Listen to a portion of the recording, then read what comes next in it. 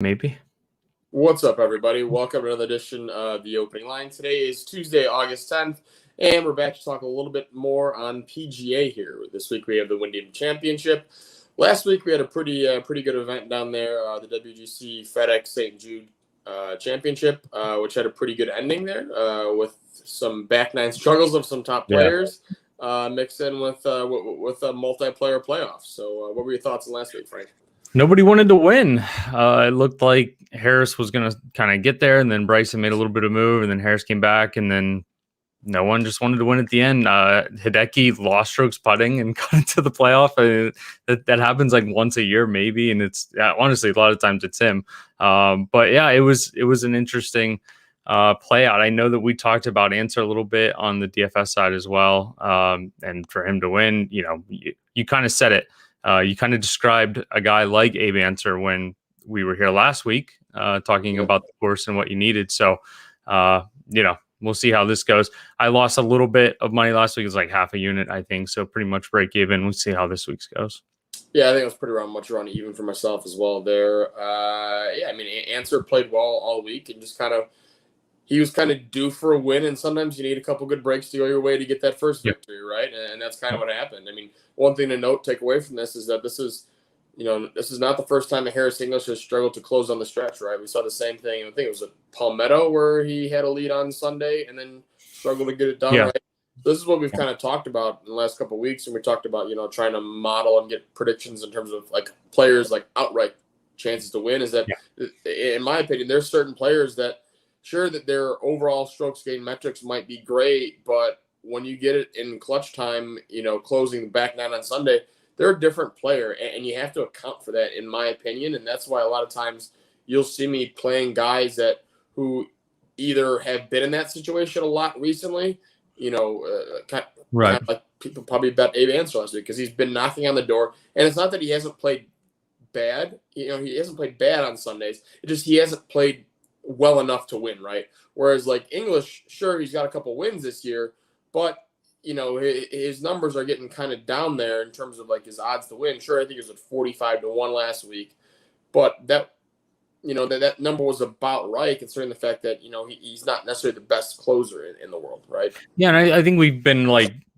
the golf world in general, especially folks our age, I think are a little bit greedy because we got to see guys like Tiger just close out wins so much throughout our life and don't realize that guys with a 3-shot lead on Sunday also only close out like 35 or 40% of the time or something like that, right? It's like really hard to close out golf tournaments for everybody. And like you said, there's a handful of guys maybe that kind of have that sort of, I don't want to call it clutch, but like have that like level of consistency on a Sunday when the golf gets hard, that can kind of change whether you win or not. And we're seeing it from Bryson too, right? Like last few tournaments, it seems like the head maybe is getting a little bit too big. That's not a dig on you, by the way. Maybe Bryson's head's getting a little bit too big. Let me back up a little bit there. Is that a little bit better? But I think that, we've seen sort of, the repercussions of maybe getting too big too fast, and he feels like maybe he has a lot to prove, and you're starting to see him stress on Sundays, I think, a little bit. Yeah, I mean, I think there's just a lot going on, right? You also have the outside influence of the fan stuff, which I think is bothering him, but it just seems like he's going to have to get, almost not saying like a breakthrough win, but I think he's going to have to get past it. He's going to have to close a lead on Sunday, which might take a while till we get to that point, but it could be in a couple weeks in the playoffs for all we know, right? But I think he's going to have to prove it to himself and to others once, and then maybe he'll kind of get back to kind of the normal Bryson that we've seen over the last couple of years. Yeah, clear the head a little bit. All right, so this week, Wyndham Championship, Sedgefield Country Club. This is one of the few courses we talk about every year where pretty much anybody can win, and shorter hitters can get it done, and which means technically usually I have a lot of long shots that can win here, not a lot of the top favorites, because it's based more on accuracy and precision than it is based on bomb and gouge, right? So pretty much setup of the golf course is if you can keep it somewhat in play off the tee, it doesn't have to be necessarily the longest, keep it somewhat in play, you're going to have a lot of iron shots, short irons between like 125, 175, specifically 150 to 175. There's an abundance of shots in that range. So the average week on tour has about 20% of approach shots coming from that distance. Based on historical data at this course, that's 29% at this course. So it's almost a 50% bump on that yardage bucket, meaning almost a third of all approach shots are coming from this 25-yard bucket, which is pretty much, 9 irons, 8 irons, 7 irons for these guys. What that means is pretty much that's where these guys are laying up to on the par fours, right? Because that's the, whether it's a dog leg or the fat part of the fairway. So, guys don't have to hit driver here. Keep it in play. Give yourself a lot of, short irons under these greens, scoring clubs. And the guys who are, on fire with those this week give themselves the most opportunities to make birdies, and you get a hot putter, and boom, you're in contention. That's why you've seen a lot of guys like a Brandt Snedeker play well at this course, and you've seen, some long shots win this event because when you take out, if you look at like the world ranking, the top guys in the world are usually the best drivers of the ball, right? Typically with length and accuracy, right? Well, when you take out the length portion, now that brings in a whole other portion of guys that can contend. Right. And you're not hitting a ton of long irons. You're hitting a bunch of short irons, and the skill set on that isn't as big, right? So you're going to have more variance. You're going to have some of these, Davis Love won at 501 era. You've had all kinds of other guys. Jim Herman last year won, right? Yeah. In a star-studded field. So literally anybody can win this event. So don't be surprised if you see some no-names on the leaderboard come Sunday, especially with the fact that this is the last event of the regular season. People trying to vie to get in the playoffs, try to secure their card for future years. Yeah, it'll be interesting. Like you said, that there's a very particular, I don't want to say particular golfer, but it brings in a lot of guys that are sort of the prototypical driving accuracy, and then hit enough close shots and make enough putts. And that alone, like you said, will bring in a lot of variance because these guys are professional golfers. From 150 yards, they hit a lot of close shots, and from 10, 15, 20 feet that they're going to have pretty often. They're going to, someone like Jim Herman last year going to make a lot of putts and potentially find their way to victory. That's why we've seen, the Webbs of the world, and even, like you said, Jim Herman, a few other guys that can just dominate here a little bit because it's driving accuracy is such a big jump. And that's typically not the profile for the best players in the world. No, definitely. Like Webb Simpson's pretty much the prototype golfer for this golf course, and that's why he's pretty much the top of the betting market. Because if you look at his finishes, it's absolutely insane. I think he's gone third, second, third, 72nd, 6th, 5th, 11th, 22nd, first, and 8th. in the last 10 years, which is absolutely nuts. When you're able to get 8 out of 11 years, you're top 11. That's or 9 out of 11, top 11. Yeah. That's pretty nuts, right? Considering it's not a 60-person field. This is a full field event on the PGA Tour. So. Yeah. And go ahead. Yeah. With that being said, let's hop into some of the outrights. For me this week, it was kind of weird that this was one of the best priced weeks of the year in terms of what books put out there. So usually I'll be able to find, about 10 to 14 guys where I actually have value on, and then I just play the ones that have the most value. This week, there was only 4 guys that had value, in my opinion, based upon my numbers in comparison to the books. Now, you may find that kind of weird, but you have to realize that an average week on tour, the futures market's juiced about 30%, 30 to 35%, depending on books. Some books even higher. And what that means is that, the odds that you're getting, that they're giving you is pretty much what they think their true odds are with 30% of, 30% taken away from that, right? Right. So it's not the easiest to find value. Just when they're pricing out 150 plus players, you're bound to find some people that you disagree with or that you find value with, maybe even at a certain book, right? So this week I only found 4, and I know that you were kind of in the same boat as well, right, Frank? Yeah, only 2 for me this week. I thought the same thing. I had a lot of small edges that I was close to playing. Some of the guys I think that you're going to mention, or some of the guys that you actually bet, had small edges on them that I was honestly thinking about just adding more guys. But I don't want to break my rules and my protocols, play the edges that as they come, because, next week you could end up, or I could end up with 6 guys, right? So, just 2 guys for me this week. And like you said, I agree wholeheartedly. I thought the market was kind of tight this week. Yep. All right. So I'll talk about my first players. Brandt Snedeker at 55 to 1. Past champion of this event, won here in 2018. And has had 3 other, top 10 finishes as well at this track. And if we're talking about, prototypical players who can, guess what, keep it in play off the tee and be good with short irons and putt their ass off, that pretty much describes Brandt Snedeker, right? Now, I know he struggled a little bit over the last couple of years, but he has shown some signs of life over the last couple of months. He missed the cut last week at the Barracuda. but that's kind of a little different event, altitude, Birdie Fest, Stableford. Previous 2 events before that, he went 11th and 19th, right? In pretty decent fields at that point. So it's enough to me to where a guy at this number was, has enough value in this field, because if you're looking past years, he was not 55-1 in this field, right? He was more alongside, I think, 25, 30-1 most years in this field. We're getting almost double that, and that's only because he struggled a little bit in the last year or two. But you still have to realize this is a course where Snedeker is shot 59 at. He feels very comfortable at. And this is one where I think you're getting this price because the book trade is pricing it like an average event, but not taking into consideration that this is an extremely good course fit for him. Yeah, and you're talk about driving distance. Like, that driver distance is always going to just crush Brandt Snedeker. It's going to be really hard in modern day golf for him to get around, but he's been playing well recently. Like you said, I think you've been kind of on him on and off over the last few weeks, and he's only missed 1 cut since April. I like this play as well. I was eyeing this one among some others. Like I said, just a couple missed my card, but I agree. He's maybe the sleeper here with as the kind of like discount web kind of setup where he can get scorching hot with the putter as well. Yeah, definitely. So you said you had 2 outrights for the week. Which one do you want to talk about on here? Yeah, I'm going to do Louis. I can't quit Louis. He was 22 last week at the WGC event, and now he's 20 this week. I thought that was a little bit high. I thought it should have been closer to like 12 or 14 in this field. This field is, now there's a lot more players, but it is, the average golfer is significantly worse than it would be in a WGC event, obviously. But yeah, I just can't stop betting Louis. He's missed 1 cut, I think, all year at the RSM in November. So the 2021 wraparound season, whatever they do, he keeps finishing second. And we talked about at the beginning of the show, guys who want to close it out.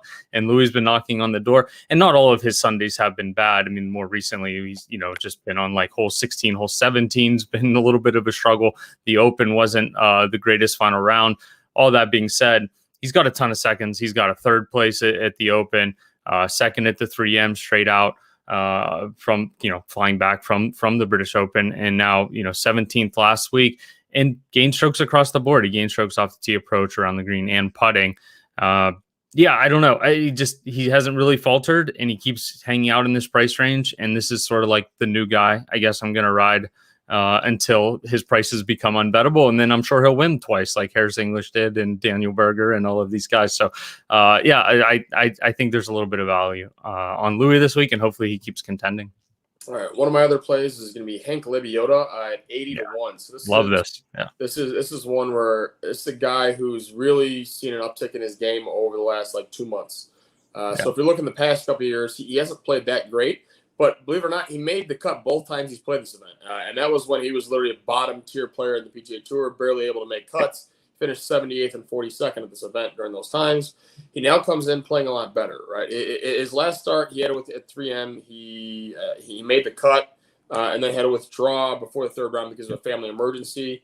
And he's taken the last 2 weeks off. Been back at it now. But if you look before that, he went 8th, 4th, 5th. And 2 of those events, he was literally in contention, near or had the lead on Sunday. This is a guy that we always see, knocking on the door. Guy finds something in his game, young player, and these guys usually end up, breaking through at some point within a year of getting this little hot streak, right? Where they kind of figure it out. They feel comfortable on tour. They all of a sudden realize that they can win because their buddies are winning on tour. They're in the heat of the battle on Sunday and realize that 1 or 2 putts is the difference between winning on tour and being, set for 2 or 3 years, and, maybe even, having to, be 120th on the money list, right? Yeah. It's at such a fine line. So I think Lebioda's in that bucket now to where he feels comfortable on Sundays. The guy can make birdies by the bunches. It's a good course setup, and the guy hits a lot of his irons really close to the hole. So I like him at 80-1. I think this should be closer to about 55, 60-1. 80-1 seems like a pretty good steal this week. Yeah, my number was actually 55. The best I could get though was 70. Do you think there's still would you play it? Yeah, I would still play that at 70. Yeah, I mean, this is one where this is a guy who you're probably not going to see many numbers above 80-1 going forward with him, just because if he keeps finishing top 10, top 20, he's going to start getting into similar, price ranges that we're seeing of guys that are, in that 40 to 50 to 1 range, kind of the Kevin Nas, the Gary Woodlands, or we even saw some players like a Kevin Kisner, right, where they're just always like 50 to 1 every week. And it's hard to bet those guys because that's pretty much what their numbers are, right? Like, take the 81 on Lebioda because it's not going to be around much longer if he keeps finishing, top 10, top 20, especially when we go to the fall series, when you have weaker events. He's probably going to win an event there. And at that point, he's going to be 35 to 1 in every event next year, and you're never going to have a chance to bet him. Yeah, and this is perfect course for him. I mean, the courses that he's been playing well at are very similar to this one, where it doesn't prioritize distance, and it's sort of like mid irons, and then he's made a ton of putts recently. Like I said, I made this actually 55 to 1 for Lebioda, so I was pretty close to playing this one too. Yeah, and that 81 was found on the Canby books. That's Barstool, Rivers, all those books like that. He was 70 to 1 pretty much across the board everywhere else, 72 in some spots as well. So, and anything I would say above 65, I would think is definitely still a play on Lebioda. Okay, cool. All right, so let's move on to finishing positions. Some books have not posted. I'm talking to you, FanDuel. While other books have posted, I'm waiting to see till FanDuel posts to play those. Those will be up on the bet sheet on EliteSportsBetting.com later this morning, early this afternoon on Tuesday. But I know that you did play some already from some of the other books. So let me know who'd you play out there, Frank?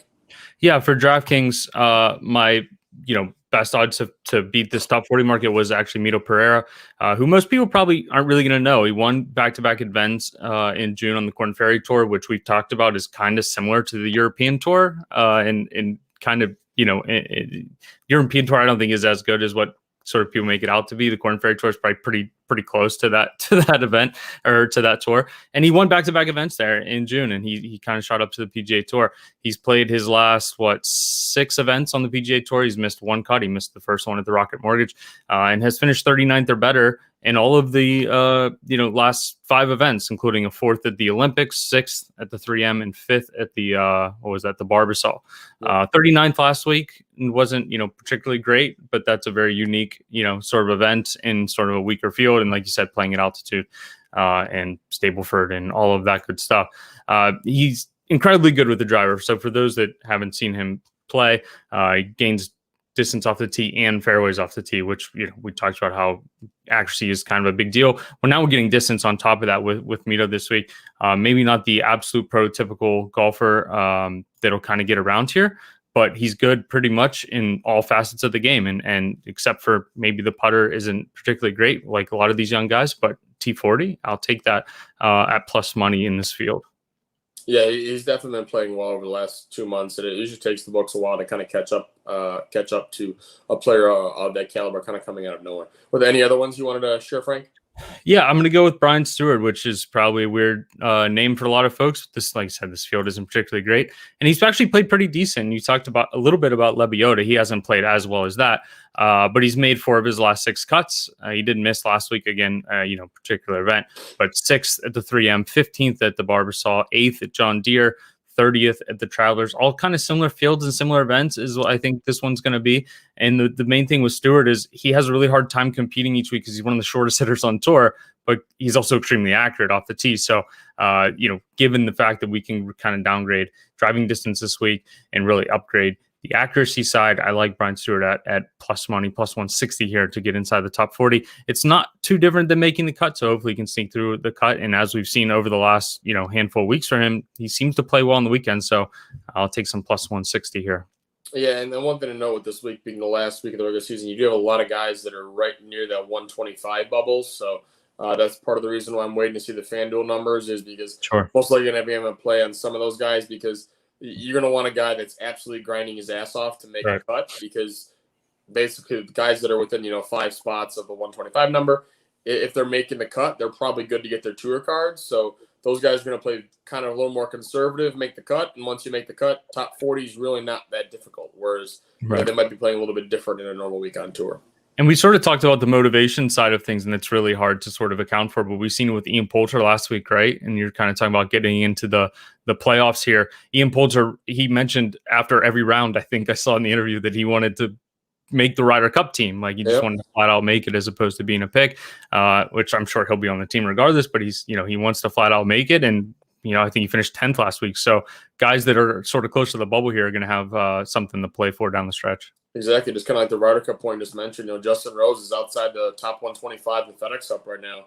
And if he wants any chance of making the Ryder Cup team, he's probably going to have to play well this week to get into the FedEx Cup, and then play well in the FedEx Cup to try to, show that he has enough, ammo in the bag to be part of the Ryder Cup team. Otherwise, some other captain's picks most likely. So real quick, David Abbott saying that Lebioda is 80 to 1 on DK now. That's good. I looked last night. I think he was around 70. Those numbers sort of will fluctuate back and forth. So if you can still get Paulie's number, great. Go get the 80 on DraftKings. Yep. And then so in terms of like tournament head-to-head matchups, those will be posted Tuesday evening on the bet sheet on EliteSportsBetting.com. Once all the offshores post, everything will have everything up there at once. And then round 1 matchups up tomorrow. Anything else you want to say before we close out here, Frank?